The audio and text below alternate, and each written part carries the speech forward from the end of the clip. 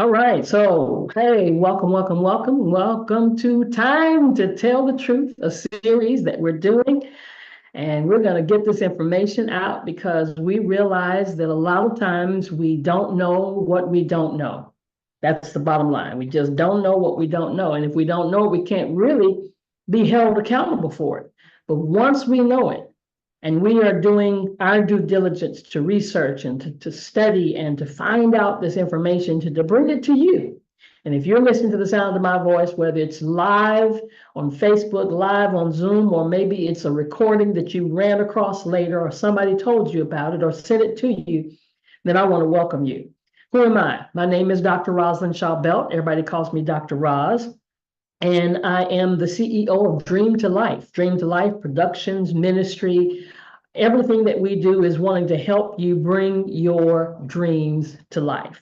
I'm a wife, a musician. I've been blessed to do a number of things, but in this role today, I'm going to be operating as a certified wellness coach. I'm not a medical doctor, but I do have some credentials. Yes, I am a certified entrepreneur and lifestyle consultant. I am a Flat Belly Lifestyle 2.0 certified wellness coach, done by our naturopathic doctor, Dr. Eric Prince. So today our topic is, does it really run in the family? Oftentimes when I'm talking to people, they're quickly to tell me, well, my grandmother died of cancer, my mother died of cancer, so it's just going to happen because it's in my genes. And so I want to challenge that mindset today. I want to challenge that thought process to let you know that genes don't have to determine your destiny. See, genetics are a predisposition, not a predetermination. When we understand modern medicine and we think about the things that are taking place in the society that we live here, especially in North America, modern medicine, has been a study of disease, not a study of healing. Okay, did you get that? Did you hear what I just said? I just dropped a nugget right then. It's been a study of disease, not a study of healing. And so whatever you study, naturally, you're going to have more of. Doesn't that make sense? So if you've got a study of disease, naturally more disease is being created. And when we go to the doctor, and then listen, not throwing all doctors under the bus because there are some good doctors. There are some doctors who marry holistic along with allopathic medicine. But when you understand what is happening when we go to the doctor, oftentimes there's a check engine light that comes on. You know how in your car, when your check engine light comes on, so what do? You address that. Now, let's just think about this. What if your check engine light came on, you ignored it, or you went underneath the console and took the wires out so that it wouldn't come on? You took away the sensors so that you would not know that the light is on, but yet it's still on. Well, if the check engine light goes off, does that mean that you don't still need an oil change? Does that mean that you don't still need to do something as it relates to your engine? No, the problem is still there, but now you have turned the check engine light off. And if you don't eventually change your oil, or if you don't eventually do something, something's going to stop working. And that's the way it is with our healthcare system, which really shouldn't be called healthcare. Our naturopath doctor, Dr. Eric Prince, says it should be called critical care, because the concern gets at the top of the list when it becomes critical. When the check engine light is on, medication turns it off, but it does not solve the problem. Check out this gentleman that I love to hear his teaching, Dr. Bobby Price. I think what's really important for people to understand about genes, because that was the idea I had when I got diagnosed with high blood pressure at the age of 16. I had all my grandparents die by the time I was 15. So when they died, and they died of all these diabetes, colorectal cancer, heart disease, etc., In my mind, I chalked it up to it has to be bad genes. I'm an athlete. I only have about 7 to 10% body fat. It has to be bad genes. But I think it's important for people to realize that genes are like light switches. They can be turned on and they can be turned off. And what happens is quite often our inner environment is what turns the genes for disease on. Yes. Now, he said our inner environment turns the genes on. So I'm addressing that thought process that says, because it's in my lineage, because it's in my downline, my upline, those people that came before me, because my grandmother and my mother and her mother and auntie all had high blood pressure. Well, guess what? It looks like I'm gonna have high blood pressure too. But here's what he said. And then Dr. Oz, you know Dr. Oz, TV Dr. Oz, he said your genetics load the gun. Your lifestyle pulls the trigger. Your genetics load the gun, your lifestyle pulls the trigger. What does that mean? This quote by Dr. Oz, here's what it says. Changes in the genetics or the gene activity can actually occur without changing your actual DNA. Yeah, see, you're going to learn tonight, you're going to learn through this, that we're not talking about changing your DNA. But I need you to understand what's all about the DNA. One way that we can influence that gene activity is through the foods we eat. Oh my God, there she goes again, talking about the food we eat. Yes, you heard me right. Food can be used as a genetic on-off switch that can alter your weight, your blood pressure, your blood cholesterol, your cancer growth. Yes, I said the C word, your cancer growth, and even our choices of healthy aging. See, guys, I'm talking about age reversal. If I can get one person to hear the sound of my voice and recognize, because there have been people who've been telling us this. How many of you remember? I'm a baby boomer, I confess, right? How many of you remember this little man in this one-piece jumpsuit? Oh my God, he was jumping and jumping jacks all the time. Jack LaLanne. Anybody remember him? Okay, listen, if you're of the age that I am, I want you to put it in the chat if you remember Jack LaLanne. Say yes or no, or who in the heck is he? Yeah, and see, they were making fun of him as he was talking and doing things. They used to make fun of him, but ain't nobody making fun of him now. Anybody remember Jack LaLanne? Put it in the chat. Say yes. Yeah. But while you're doing that, check out how the show used to start. And now, here is the man who will show you how to feel better, look better, Jack LaLanne. Good morning. Happy Monday morning to you. Thanks very, very much for letting me come into your home. You know, my name is Jack LaLanne, and I'm here for one reason and one reason only, to show you how to feel better and look better so you can live longer. Please keep your dial right where it is, because I want to become real good friends with you. Jack LaLanne, guys, look, he lived a good health span until the age of 96 years of age. He drank green juices, exercised every day, stayed in the same weight most of his whole life. And his theory was that our bodies needed less food as we grew older. And guess what? He was right about that. Anybody remember Jack LaLanne? Oh my God. Well, listen, he was right. I talk a lot about healing trauma. I talk a lot about the use of herbs. I talk a lot about, the importance of removing toxicity from your body, especially when you think about today in America, where there's over 80,000 chemicals allowed in the food supply that weren't allowed 70 years ago. And when you start to think about the things that didn't exist 70 years ago, genetically modified foods, lab-grown foods, all the chemicals, all the dyes, cell phones, computers, the radiation coming from that, the list goes on and on in terms of like the amount of toxicity that we're getting exposed to today, okay? But I also talk about deficiency. I can go on and on about all the different levels that we have to look at when it comes to healing. But here's the most important, bar none, the most important thing that plays the hugest role when it comes to your healing. The most important factor to your healing is you. Yeah, and see, that's why I'm focusing on you today, because a lot of times we have only been thinking about what's been taking place in our family. We've been thinking about what happened with our lineage before us. My grandmama had it. Yeah, she was a diabetic. My mama was a diabetic.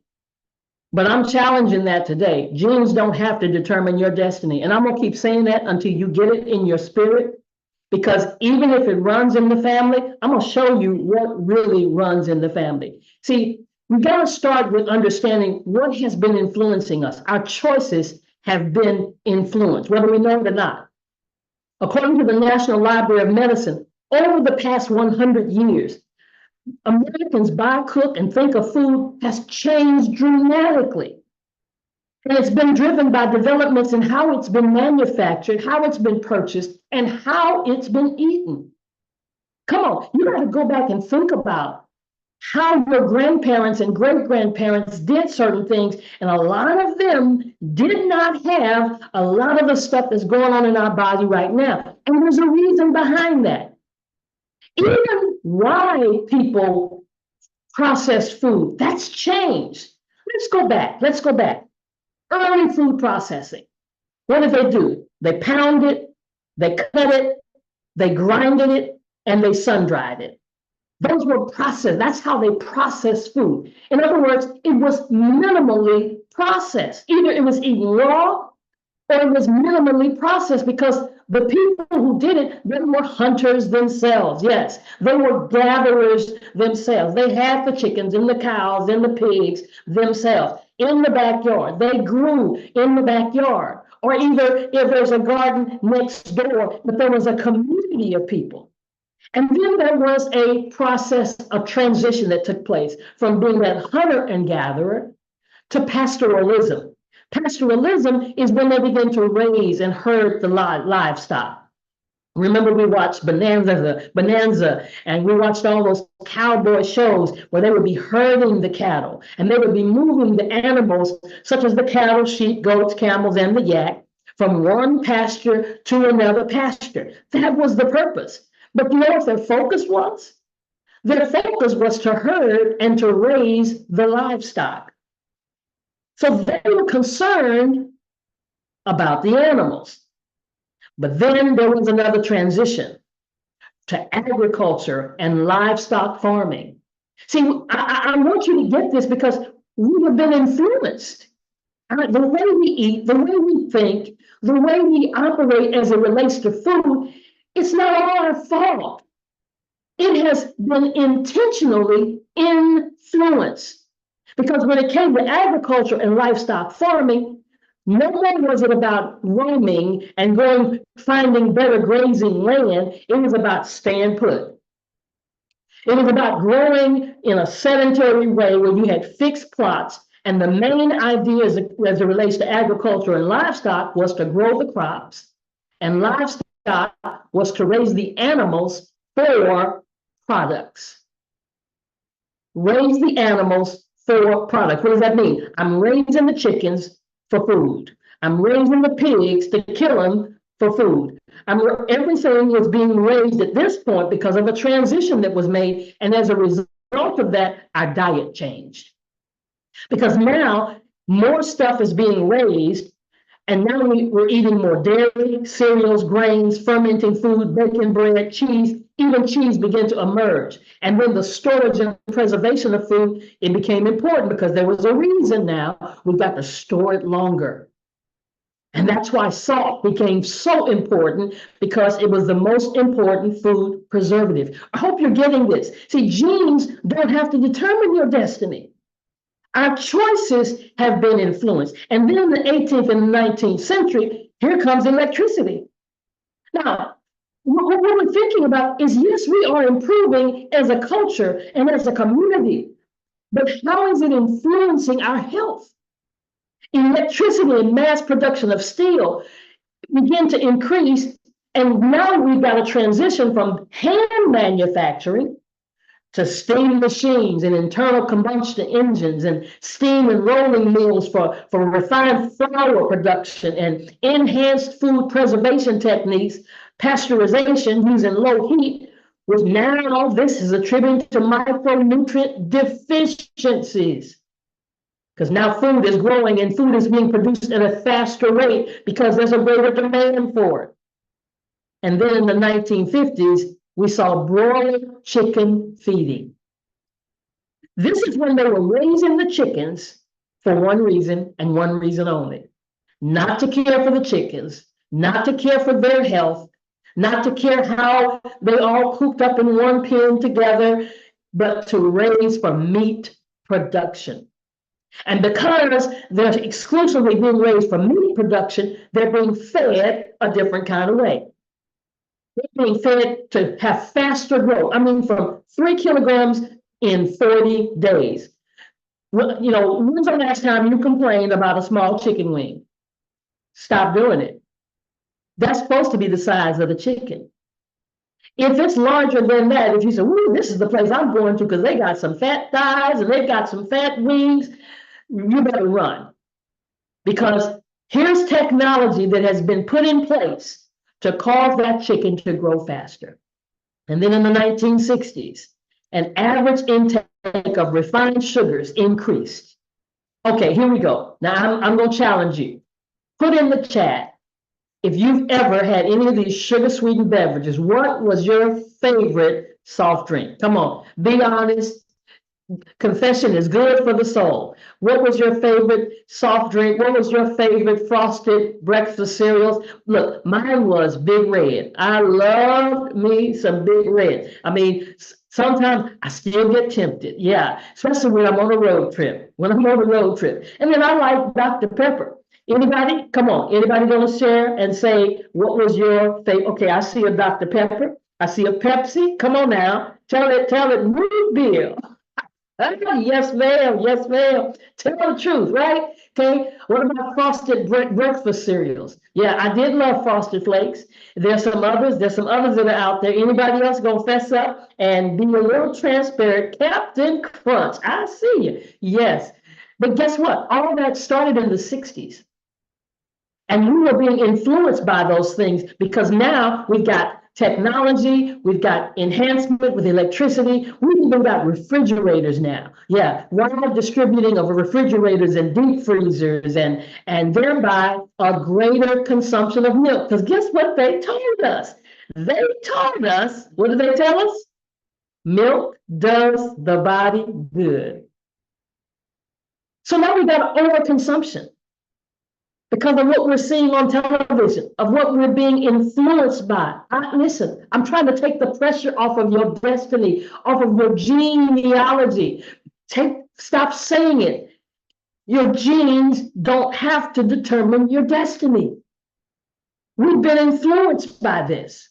We've seen it on television. We've seen it passed down. And there's been an overconsumption of that saturated fat, cholesterol, starting with our red meat and our sausages.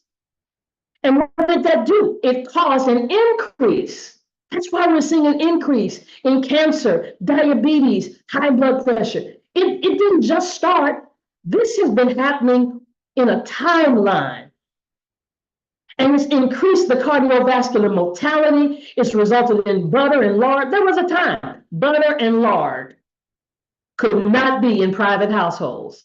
And they favored vegetable oils. I remember my mother cooking with Crisco in the can, and she dip it in the can, dip that big old white thick Crisco and cook with it. And then when she get through cooking with it, she used that same can to pour that oil grease back in there so we could use it over and over and over again. Guess what? It was in the 60s when BMI started increasing. You might be looking at your waistline right now, but I need to encourage you and let you know it's really not your fault. Well, it is your fault because you didn't know, and you didn't know that you had been influenced, you've been hoodwinked, you've been bamboozled. There was an increase in BMI and waist circumference and obesity rates that caused a dramatic decline in nutritional quality. But see, we don't know what we don't know. If we think we're just making these decisions on our own, I hope that by the end of this, you will decide to take control of your own life and realize you've been influenced by some decisions that were before you. Even when the Industrial Revolution hit, in the 20th century, there was an increase in what we call convenience. Because women started working, we had a full woman's movement where women went back to work. And guess what? When they went back to work, they had less time for cooking. Because most, back in the day, women stayed home and did the cooking.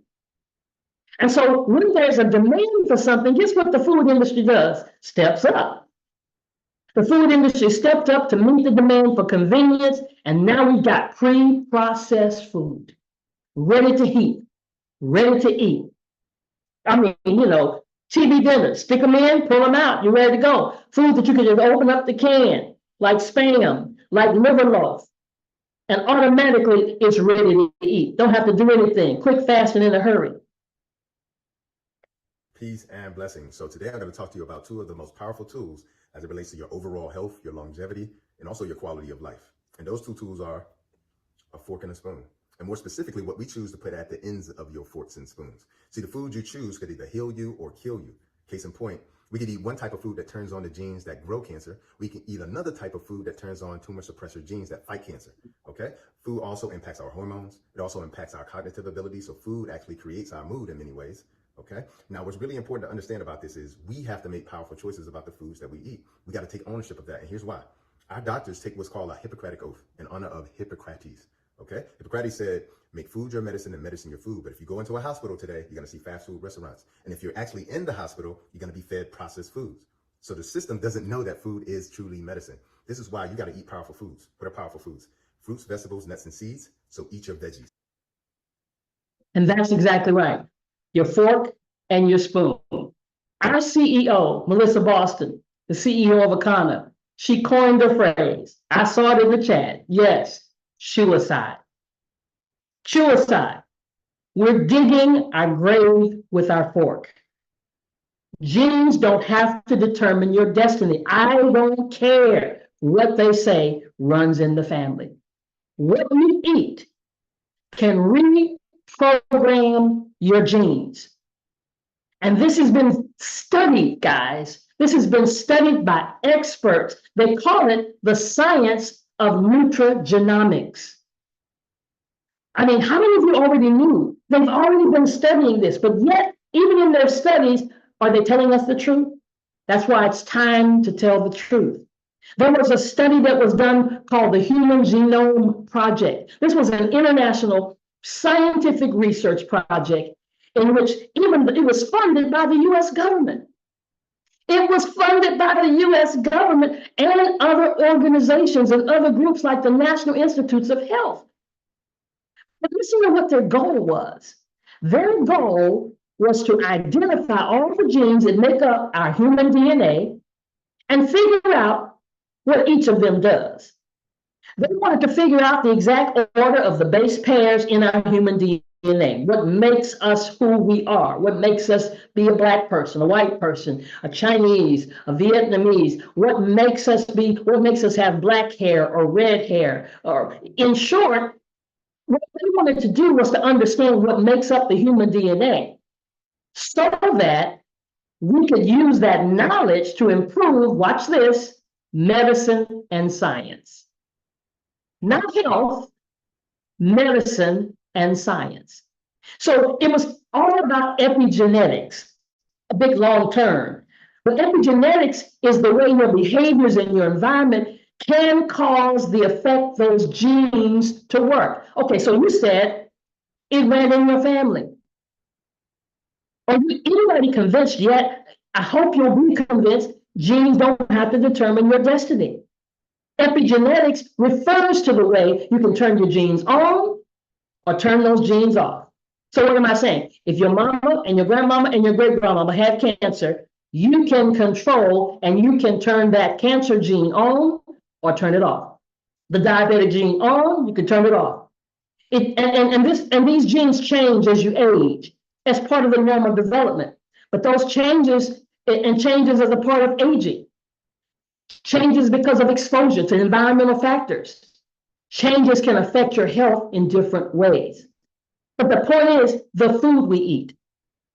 Does the food you eat affect your DNA? Absolutely. See, food contains micronutrients, such as vitamin and minerals. And these compounds in their breakdown products, they trigger these switches. They turn them on, they turn them off, because they reside in what's called the genome. Just like you flip the switch in your house when you want the light to come on, and you turn the switch off when you want your lights to go off, we have got to start taking control of the switches in our genetic makeup. The food affects that. Now, that was micronutrients. Well, you also have macronutrients. That's the different kinds of food. Because the food composed of macronutrients is the food that really is the food we like the most. All the carbs, all the protein, all the fats, the everyday products where we got BPA. Some of you heard me teach about BPA when we were talking about cancer, but BPA stands for bisphenol A, or BPA. It's a compound found in plastic, in food containers, and canned goods. And a lot of things that you buy today, those canned goods or those plastic containers or the plastic bottles, look at the label the next time. Look at the bottle and see, does it say BPA free? Excuse me? If it says BPA free, that means at some point it had BPA. And BPA is listed as a carcinogenic. Now, when something is listed as a carcinogenic compound, that means it has the ability to turn that gene on. Even if it's not in your DNA, even if it doesn't run in your family because of eating certain kinds of foods, an excessive amount of carbs regularly in our diet, the proteins and the fats, and the everyday products. I mean, even deodorants. And that's a whole other teaching, right? But I've got to get you to understand food is affecting that, and it's not based solely on your genealogy. So we've got to add the superfoods so we can have DNA repair, antioxidant-rich foods like blueberries and watercress. Yes, protect your DNA from damage and help to reduce inflammation. Just know this, every time you reach and get a grapefruit, you are supporting your superfoods, you're supporting your DNA. Every time you grab a handful of blueberries or blackberries or raspberries or strawberries, any of these antioxidant-rich foods, you ought to say, thank you, I'm helping myself. Because the DNA can change as you age. You're not stuck with what you have. Now, there's some things can't change, right? The basic sequence. So don't leave here saying, she said the DNA can change. Oh no, the basic sequence doesn't change. Your eyes, your hair color. I mean, I know we go and put contacts in to make it look like you got blue eyes, look like you got yellow eyes, but you got what you got from the DNA. Your skin tone, your height, your facial features, your biological sex. Yes. The way it's regulated, the way it's maintained, the way it's expressed. All of that can change because those epigenetics turns those genes on and turn them off. So that should encourage you if you've been diagnosed with something or you feel like you've got to go and do something because it runs in your family. Epigenetic changes can affect your health in different ways. Say, for instance, the next time you eat some broccoli, think about this. It just turned the switch on in a positive way. You ate some broccoli and the switch in your DNA went on to protect your cellular system, your cells, to detoxify and release good enzymes, to have other protective compounds. So the latest evidence suggests that food talks to your genome, which is that genetic blueprint that directs the way the body functions down to the cellular level. So does the food you eat affect your DNA? Yes.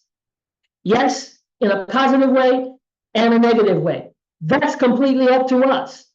We don't have to settle with the fact of what my mama and my grandmama and my great-grandmama had, because this field of nutrigenomics aims to decipher how different types of foods transmit different signals, different messages to the cells. And people typically think when we eat food, it's all about our calories. It's all about our energy. It's all about our sustenance. But hello, somebody, I came today to tell you it's affecting your DNA.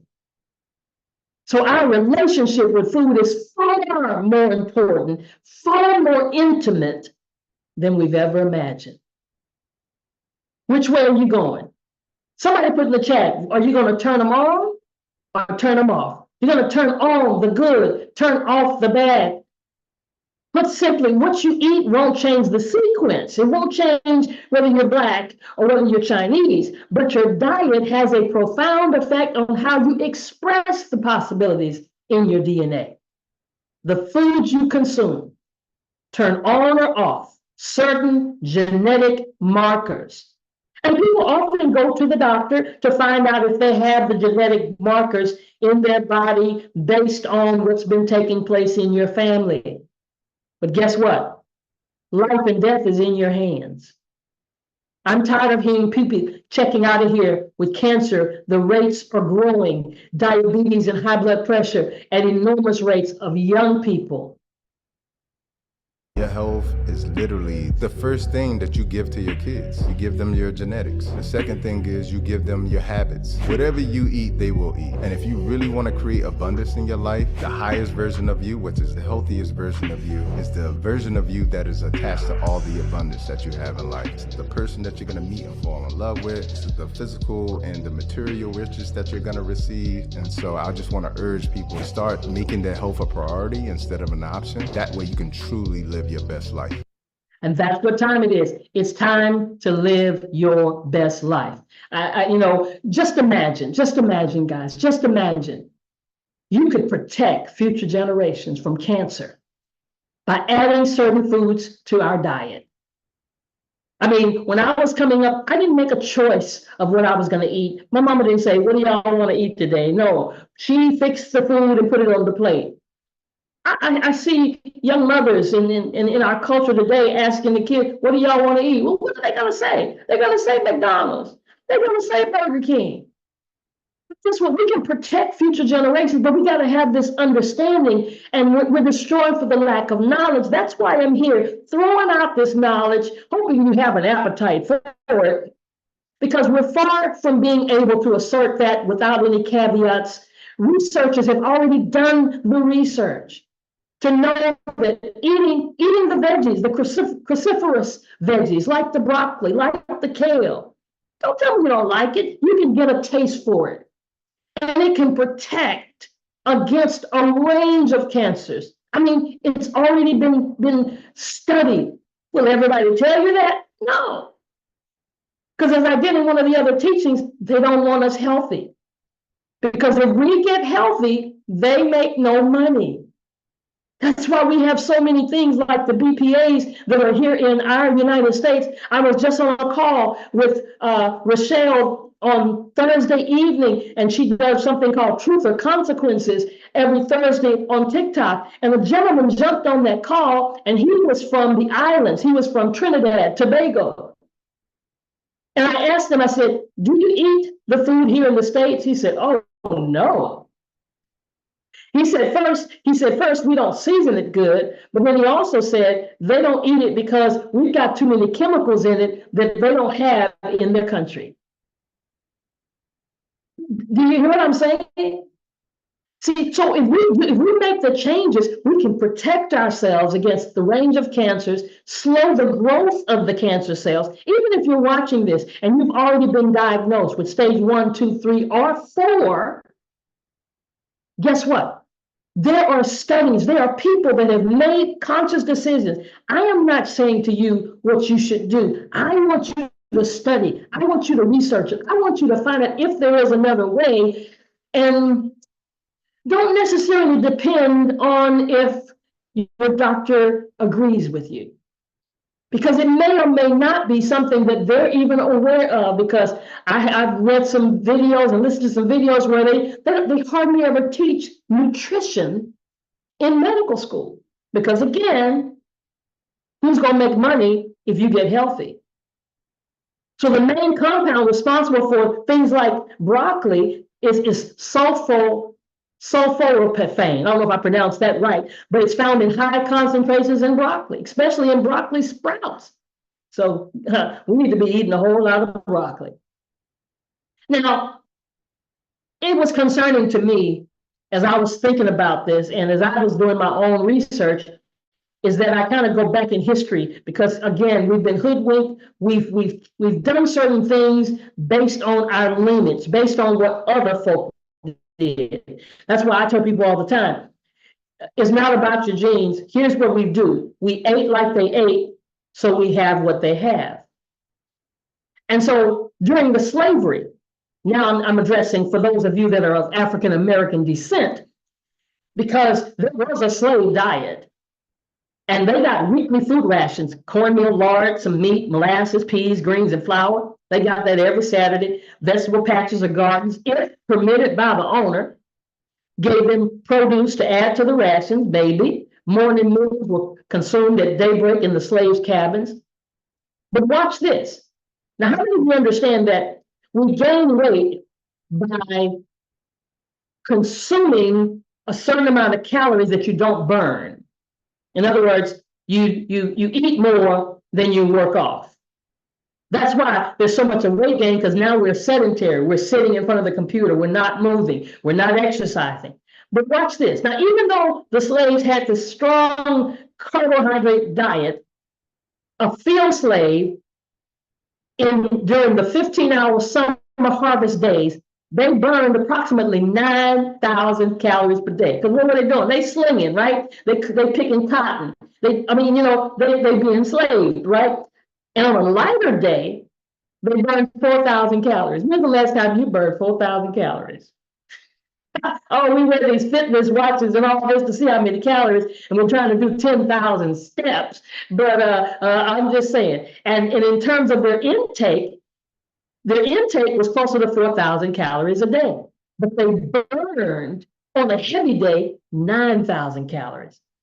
Booker T. Washington talks about in his slave diet bulletin, a common breakfast was cornbread and pork.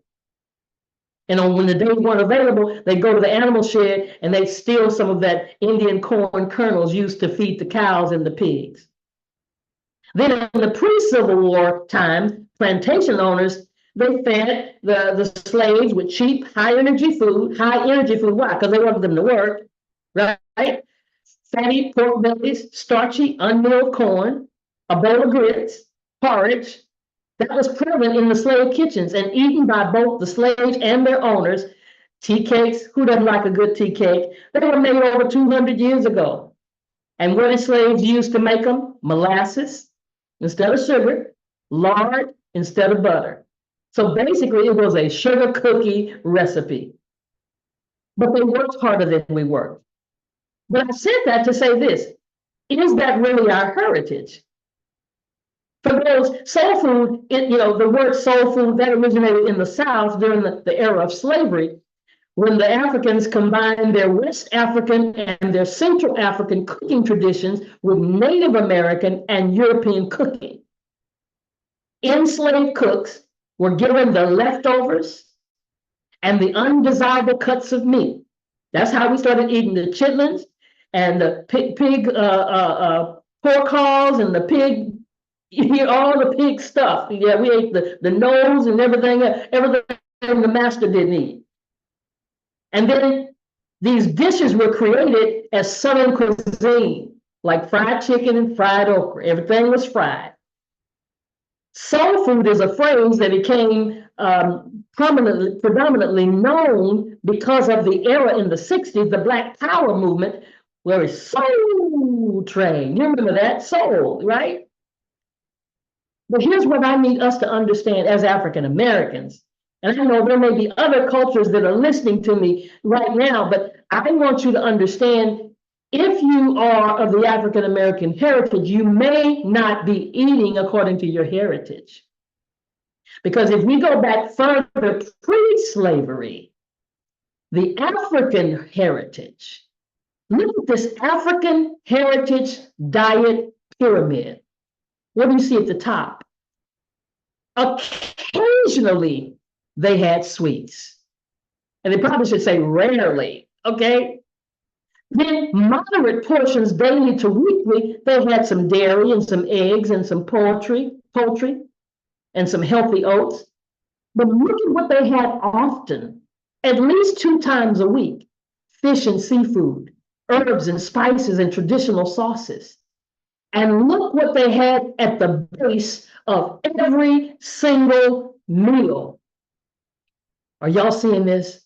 Fruit and vegetables, beans, peas.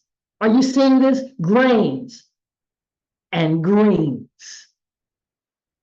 So there's a reason why some cultures, and when we see those of our African heritage, and they look at what we eat here, like bitters, and then you see that drinking water. Bitters is a part of their lifestyle. So following the integration into Western culture, African foods were modified. Oh God, it's not our fault.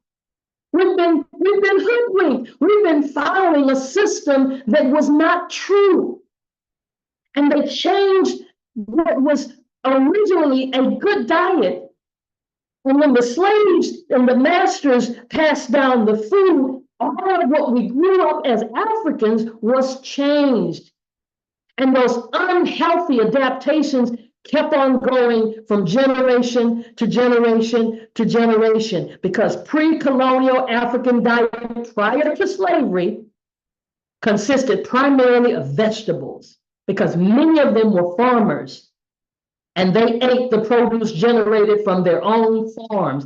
Meats were largely used just as a supplemental nutrition during times in the agricultural season or cycle when harvests were not available. So does it really run in the family? Listen, I don't care whether you talk about Virginia or Jamaica or Nigeria or Brazil. There's an overall healthy eating pattern shared by all of their culinary histories that is not a part of our history. And many of us did not know about our history. It is the big picture. That's what you saw in that African heritage diet pyramid. And those old ways of eating, they connect with healthy eating, enjoyment in a way that's powerful, flavorful, simple, and affordable. Probably some names of some stuff that most of us don't even know what is that, but it might taste delicious. Filled with high nutrient foods, and it's naturally low in processed sugar, low in unhealthy types of fats and sodium. For African Americans, here's what we need to do. If you're watching this and you are African American, we need to take a look at our heritage and our health and enjoy the foods and the ways of cooking and eating that are part of that heritage. This would switched it off for me. Yeah. And I'm sitting there and the teacher says, "Welcome to the class. You're here to begin pre-algebra." And I said, "Whoa," he says, "This is pre-algebra?" He said, "Yes." I said, "This is not algebra." He said, "No." I says, "Well, I'm leaving." And I get up and I walk and they said, "Where are you going?" I says, "I'm gonna come back when y'all doing algebra. This is pre-algebra." And I said, "What is this pre thing?" Then later on, I realize that, there's people in my family that have pre-diabetes, pre-heart disease, what is the pre? That we're not there yet. Yeah. You think you have it, so you begin to create it in your mind because you figure you're aligned for it because it runs in your family. Right. What's running in your family is your ideas, your beliefs, your food, your habit. And you connected them through love so much that it must be, I gotta die like they die because I love them. Yep. You see what I'm saying? And a lot of us don't even realize what love really is. Love sometimes is being an apostate and going outside the circle. Yeah. And you become an apostle. You walk a different path than everybody else. And you can come back and attempt to teach them. And a lot of them don't want to hear from you anyway because it's crazy. Yeah. My doctor told me that this is, my doctor. That's your doctor? Your doctor does not come to visit you. When you have at the funeral, none of the doctors in my family came. Yeah. We didn't even get no flowers. Yeah. I said, "What happened to the doctor? That was her doctor." You see?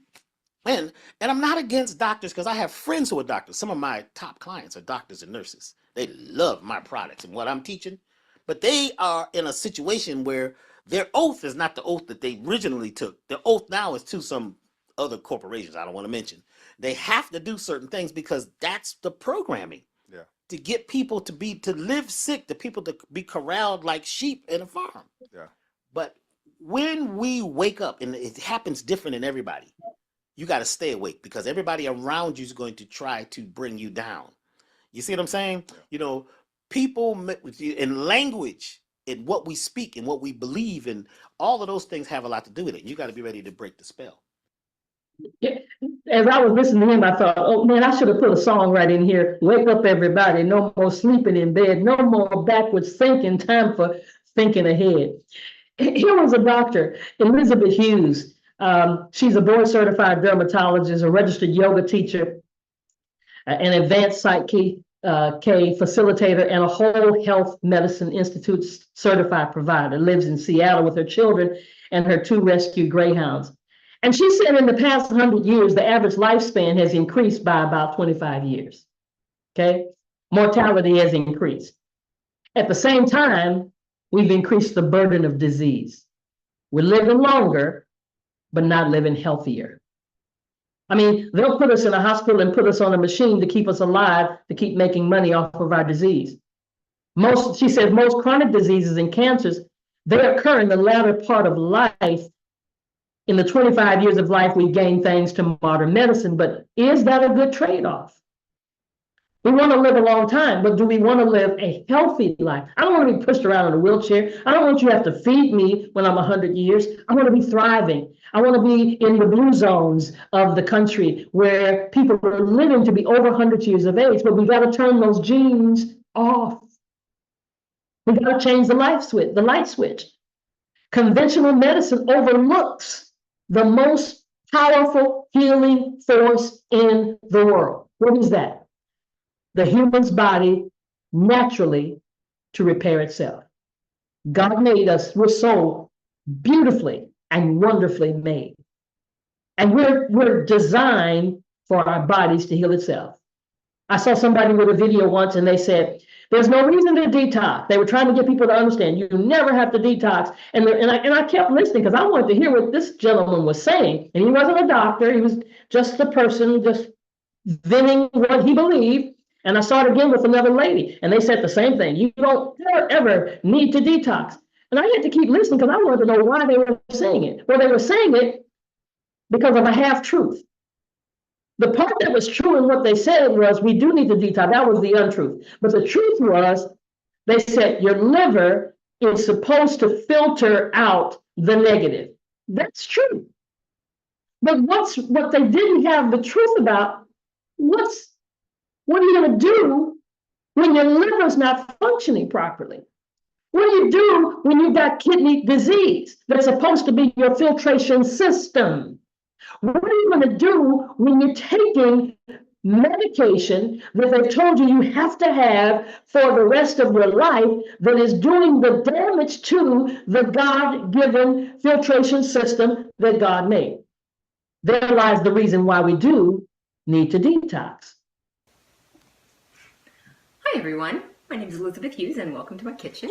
I'm here in my kitchen today to talk to you about why you are struggling with your chronic illnesses and with your health, and why you aren't getting the results that you want from whatever it is that you're doing right now. So to do this, I am going to use this large vase of water, clear water, to represent you. So this is you. Actually, I'm going to grab a white card. I'm going to stick it behind it so we can see it a little better, because you'll see why in a moment. So this is you in your perfect state. Your body is clear and without anything in it that is contaminating it. For the purposes of this, I'll call it contamination. But when you get ill or injured, or you have a stressful or worrisome thought, what you actually do is add a little bit of contamination into your body in the form of stress hormones, in the form of pain, the hormones that are released with pain. And every time you have one of these injuries, or your illness is concerning you, or you are having any sort of symptom, you're adding a little bit more contamination. And as you can see, it doesn't take long for the water to become full of the contamination. So let's say, for instance, that you are having headaches. And the headaches themselves are uncomfortable, so that adds some drops of water. There's some contamination to you. But then worry about, why am I getting the headaches? What am I going to do about the headaches? Why is nothing I've done help with the headaches? I've got a presentation tomorrow that I have to get done. And every bit of that worry also goes in and adds more of the red coloration to your body. And, similarly, let's say if you have constant worry about a heart attack, because people in your family all have heart attacks. And every time you hear about someone who's had a heart attack, you go, oh, that could be me. Oh, I could be sick anytime. Oh, I'm worried. So it doesn't take long or very many drops, very long, for the entire body, the entire system to have the effects of the illness and the injury, and they stay there. There's your body has a memory of everything that's ever happened, everything that's ever been done. And your job in order to get healthy is you need to get back to clear. But all of the treatments that we have, everything, whether you're talking about taking blood pressure, taking medications, whether you're talking about getting a massage, whether you're talking about eating right or your diet, all of those things are designed to slow down the rate at which you're adding more stress to your body. But nothing, no medication, no pill, no surgery, no procedure, no diet, none of them actually help you to clear out all of what's already in there. And that has to be cleared out. You have to figure out how you're going to scoop it out. You're going to scoop it out, bit by bit. Here, let me go dump this in the sink. Or are you going to take a larger bowl and get more of it out? And then what you want to have is to have it replaced by clean water. And ultimately, the only way to be truly healthy is to have a way to empty this contamination out, release it, and then refill yourself with clean water. That process is something that only you can do. There isn't a pill, there isn't a cream, there isn't a surgery, there isn't a procedure, there isn't a technique out there that is going to clear this out. This is something you have to do. But that's something we have to do.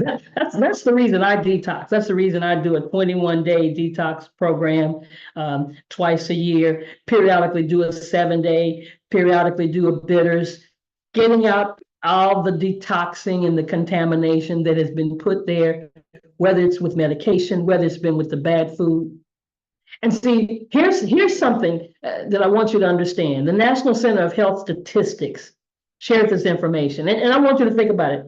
How many of you think that consuming fast food is changed or has a difference by sex, race, or family income? Put in the chat if you think there's a percentage of adults that consume more fast food based on sex, race, or family income. Anybody think that? Anybody think that there's a difference between sex, race, or family income? Well, I'll tell you what, I'm gonna show you. I'm gonna show you some statistics. Yes, I see some yeses, absolutely. Because here's some statistics. Now, this is based on white, Black, Asian, and Hispanic. And when you look at this, from the left, the dark blue is white, the lighter blue, Black, the green is Asian, and the lighter green is Hispanic. Now, this is based on ages 20 and over that consume fast food on a given day. Now, we see the men. Which men consume the most? Black men. Which women consume the most? Black women. Well, what about based on income? So now let's look at income here. We're talking about the federal poverty level. So if we're going to just break it down to simplicity, we're talking, let's say, wealthy, middle, and poor. Because the green is greater than the 350% of the federal poverty level. That's low income. So we'll say high income, medium income, and low income based on dark blue, the lighter blue, and the green.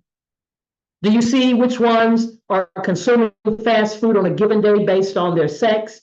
Men more than women, but Black, or should I just say low income, regardless of whatever race it is, low income are consuming more fast food. Doesn't that make sense? Why are they? Because it's cheaper, right?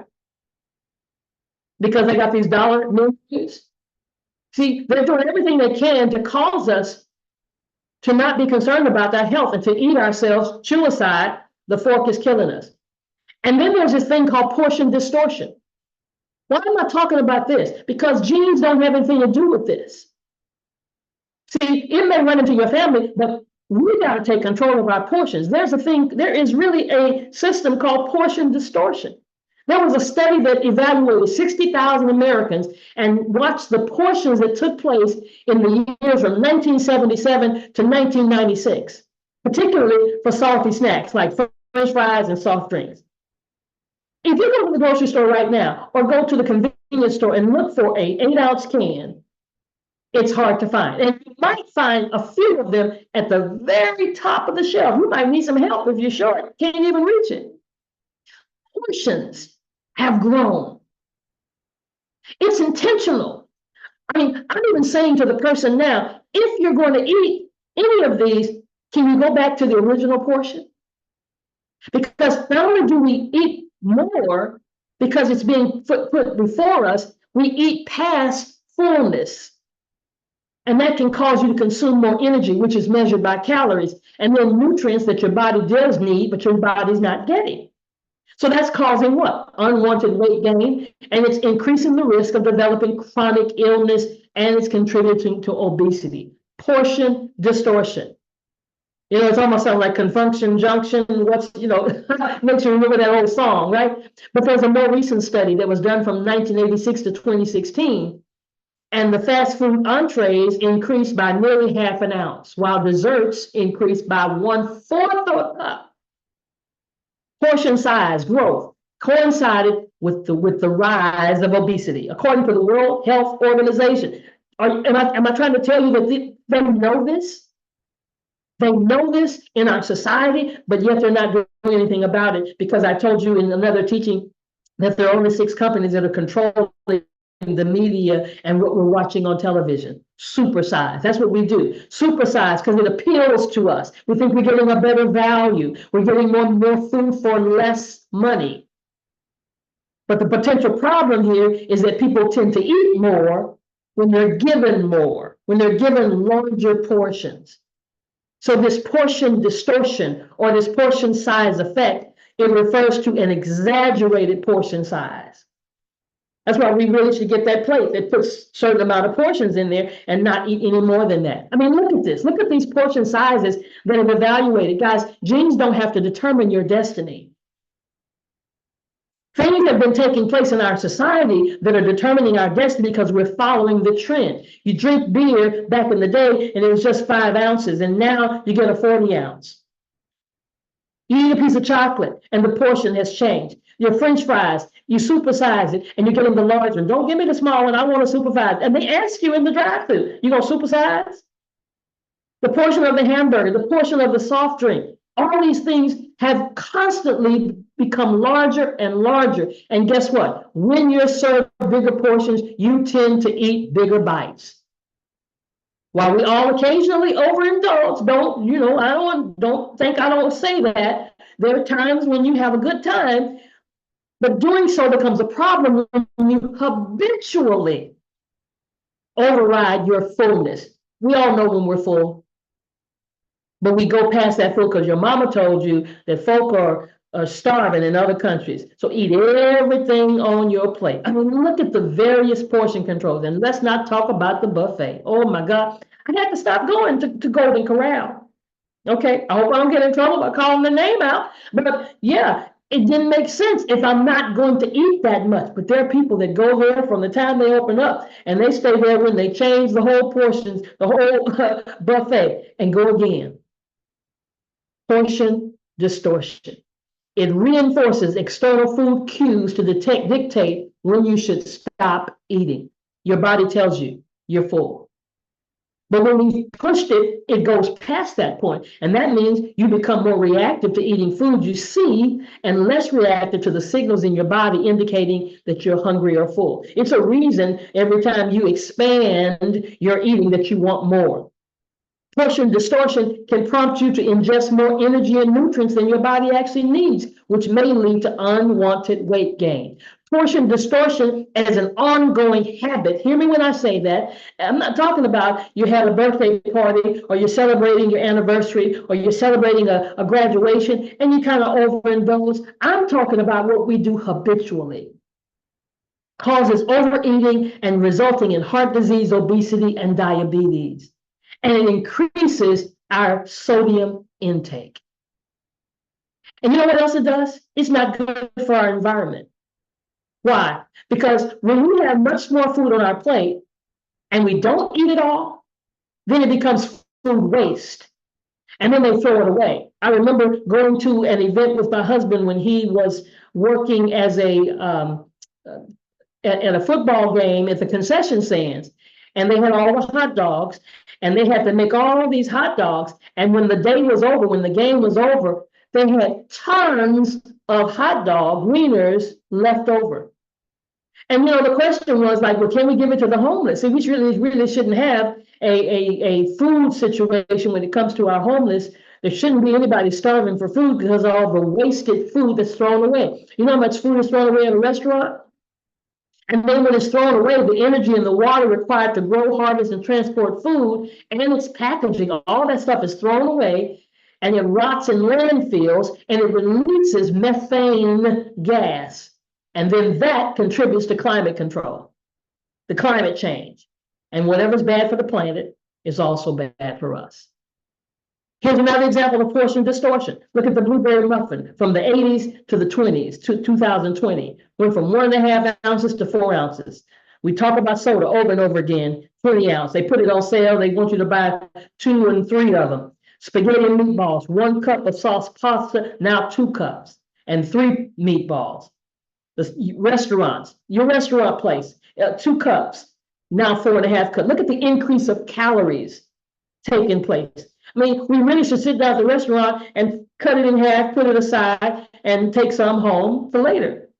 But because we see it there on the plate, we end up eating all of it. Grilled chicken Caesar salad, 1.5 cups to 3.5 cups, from 390 calories to 790 calories. So behavior and lifestyle changes can positively affect our genes. And I'm about to close, and I'm going to share some tips with you, because I hope by now you've been convinced that your genes don't have to determine your destiny, regardless if it runs in the family or not. So what are we going to do? Here are 6 tips to ensure your lifestyle is contributing positively to your genetic makeup. Look at every day as a feedback loop. Strive for greater positive input than negative input. You're being here tonight. You're being here today. Whenever you're watching this, you're getting some positive input to change that loop. Don't limit the positive input to just eating kale.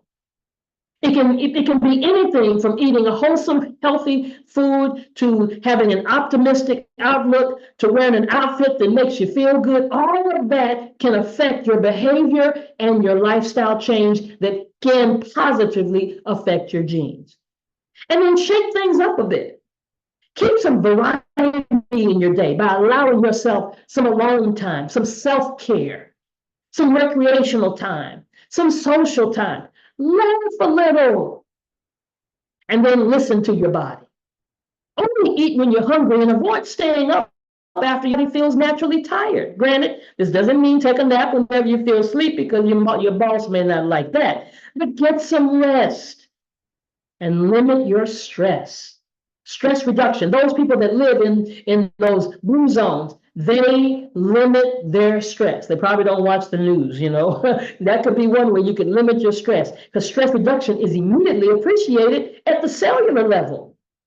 And if you're finding yourself in a stressful situation or a stressful relationship or whatever, and I'm not telling you to go get a divorce, I'm just telling you, find a way to de-stress and then meditate. Whatever way that is that you meditate, that may be through prayer, that may be through yoga, that may be through some form of meditation, but get in touch with your inner self and surprisingly watch how it will affect your genes almost immediately. Because most of us, when we've been diagnosed with something, we start to worry, we start to stress.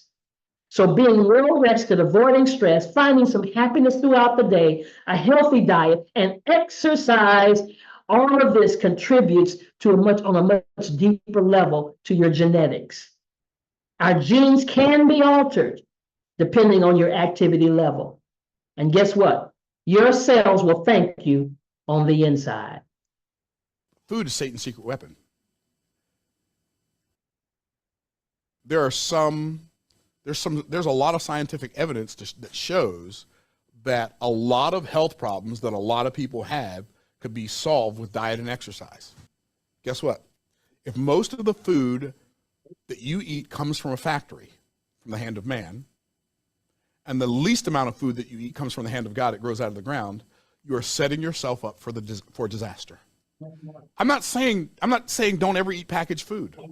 I'm not saying that. I'm not saying don't ever only drink water.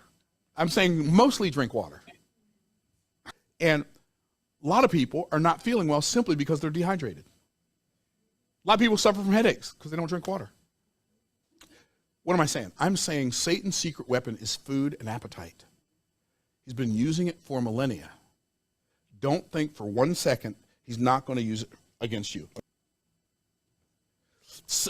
Here's what I'm saying. Satan got you programmed to fall in love with things that are not in love with you.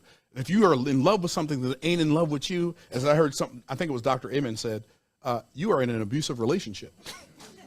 And most people are in an abusive relationship with food. 1 Corinthians 10:31. Here's what it says. Whether therefore ye eat or drink.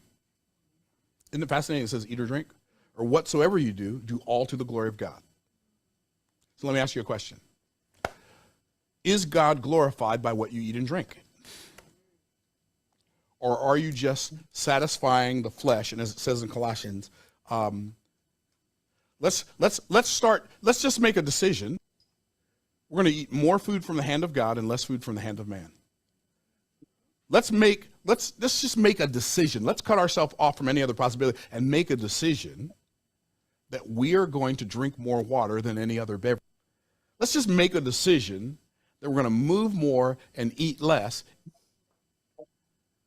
If we will understand so much of the delightfully tasting things that we love to eat around the holidays and other days and every day is a weapon of mass destruction that Satan has been using to destroy people for millennia. Let's make a decision that our genes won't determine our destiny.